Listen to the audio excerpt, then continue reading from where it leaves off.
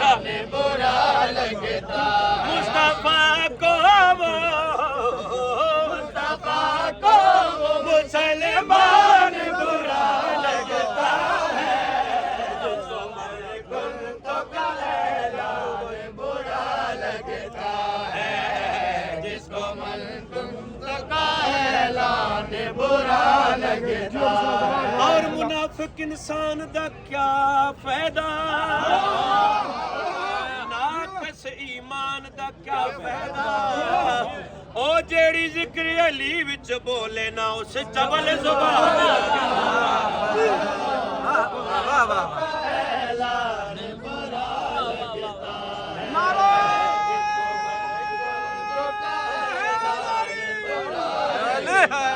जिसको मैं गुन तो कहलाने बुरा लगता है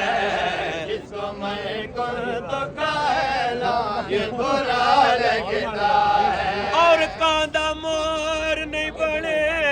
संगदा ते भावे मोरा दे पर लाए बाबा जी अन्ना सुजाखा हो नहीं संगदा भावे रगड़ मुमीरे पाए और गद्दा घोड़ा हो नहीं सकदा ते भावे रेसा विच भजाए बिन हुबैदर नहीं जन्नत मिलनी भावे मक्के वंज दफनाए बुरा लगता है जिसको मैं तो कहलाने बुरा लगता है जिसको मैं तो कहलाने बुरा लगता है जिसको मैं तो कहलाने बुरा दिल बोला अली बोला अली बोला सुबह के साथ दिल बोला अली बोला अली बोला कुल्ले ईमान नाराए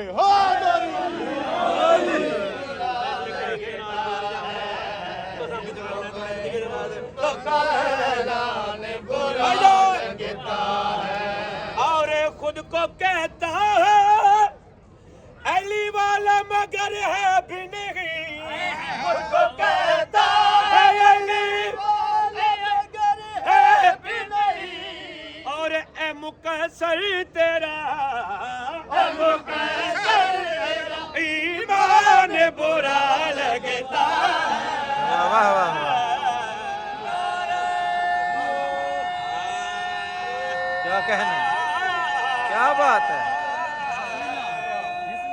क्या कहने क्या बात जियो जियो चाचा